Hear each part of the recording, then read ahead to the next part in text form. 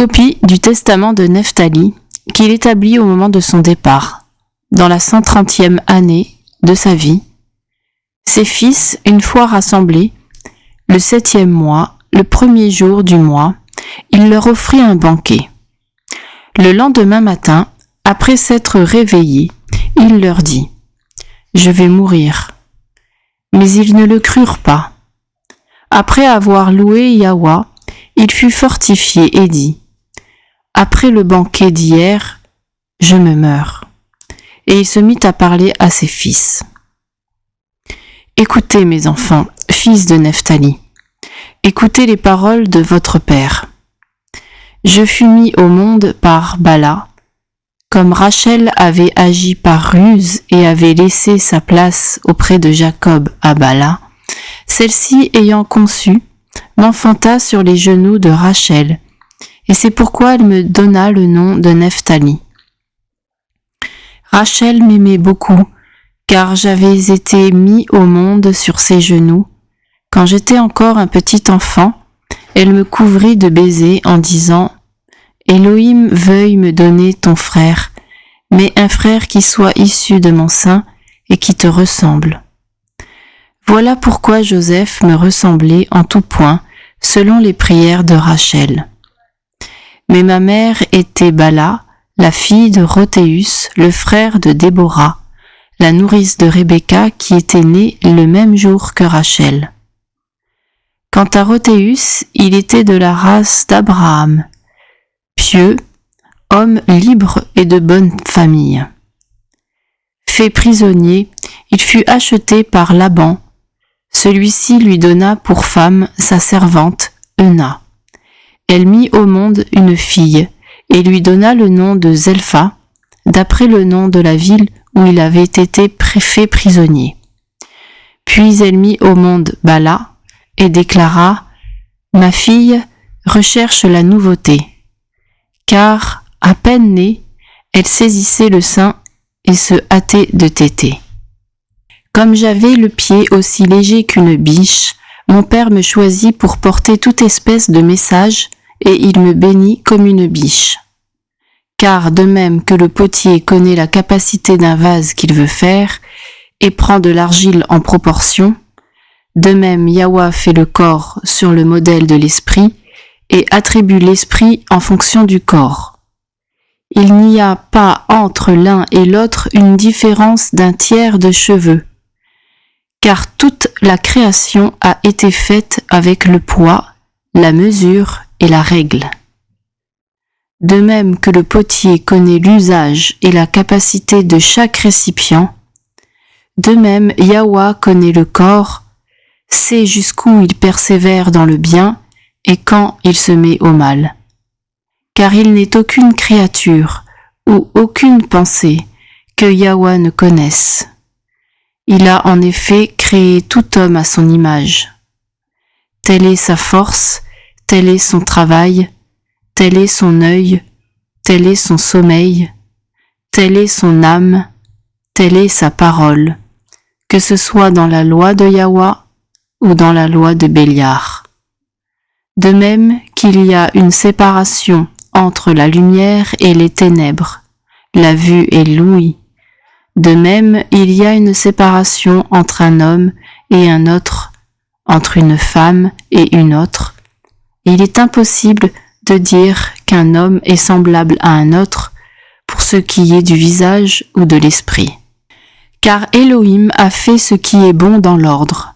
Il a fait les 5 sens dans la tête et il a joint le cou à la tête, à laquelle, pour donner belle apparence, il a ajouté les cheveux. Puis il a fait le cœur pour la pensée, le ventre pour séparer ce qui est dans l'estomac, la trachée pour inspirer l'air, le foie pour la colère, la bile pour l'aigreur, la rate pour le rire, les reins pour la ruse, les muscles lombaires pour la puissance, les flancs pour se coucher, la hanche pour la force, et ainsi de suite.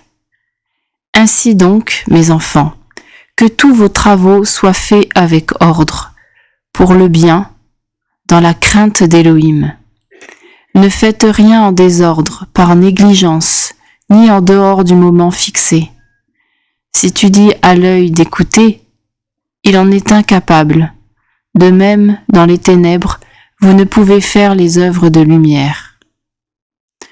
Ne vous empressez donc pas de corrompre vos actions par cupidité ou par de vaines paroles, de séduire vos âmes.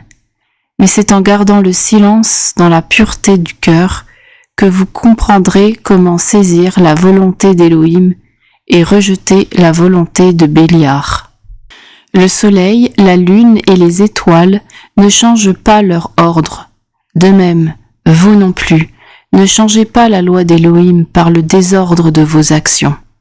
Les nations égarées ont abandonné Yahweh, changé leur ordre propre et obéi à des idoles de pierre et de bois, à des esprits d'égarement. Mais vous, mes enfants, n'agissez pas de la sorte.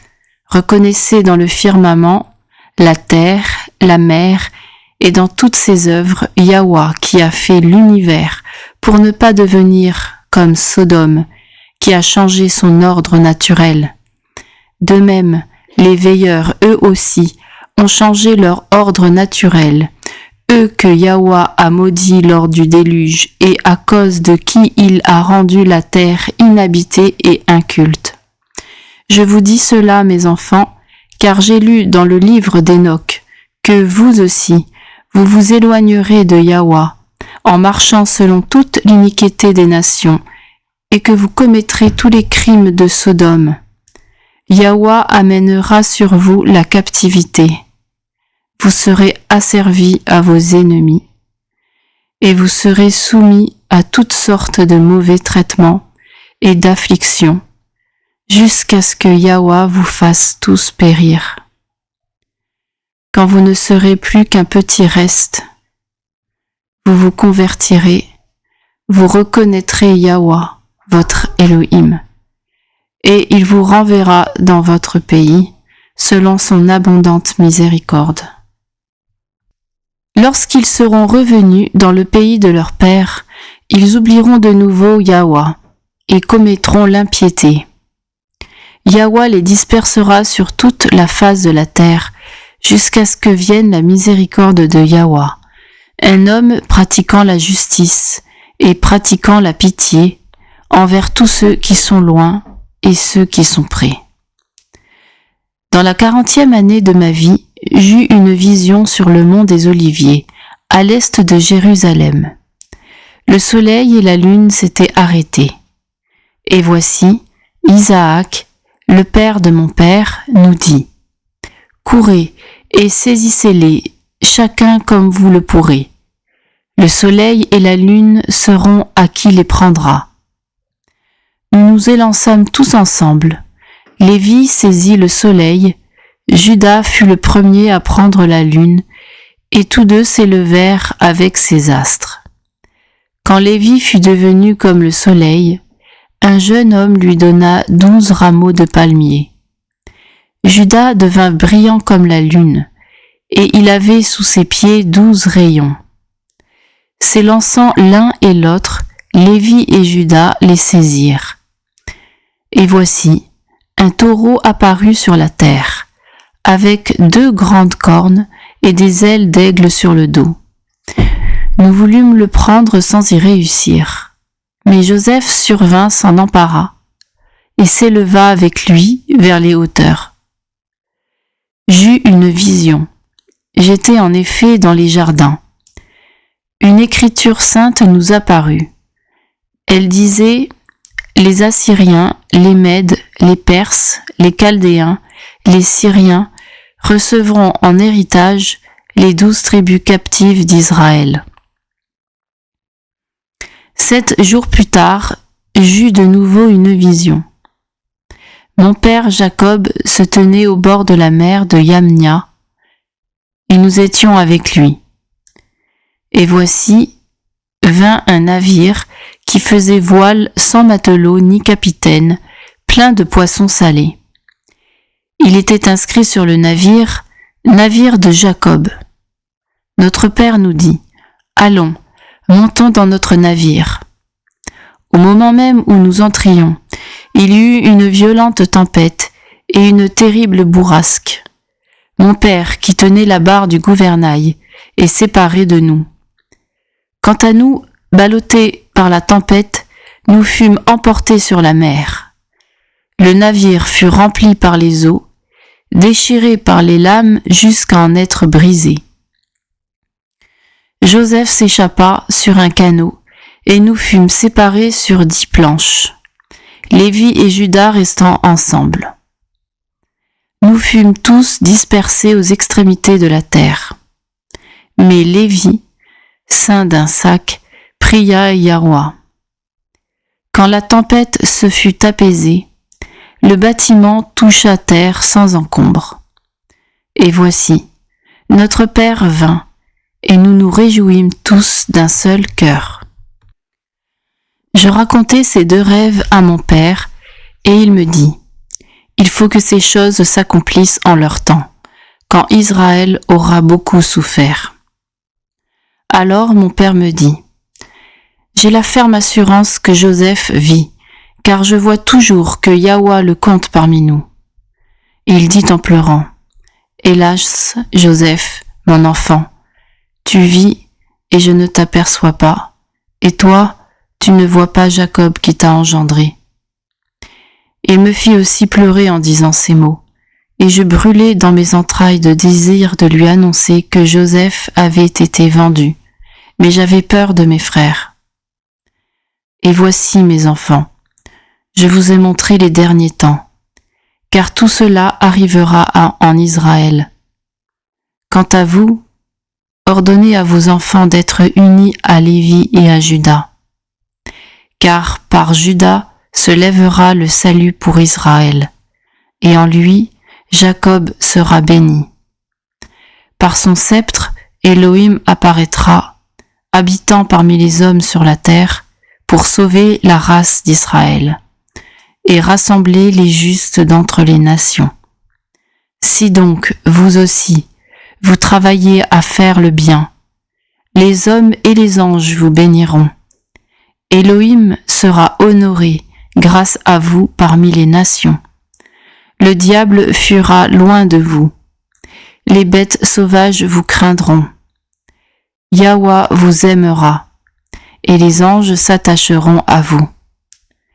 Comme celui qui élève bien son enfant en garde un bon souvenir, ainsi pour une bonne action, un bon souvenir subsiste auprès d'Elohim. Mais celui qui ne fait pas le bien, les anges et les hommes le maudiront. Elohim sera déshonoré à cause de lui parmi les nations. Le diable se l'appropriera comme un outil familier. Toutes les bêtes sauvages domineront sur lui, et Yahweh le haïra.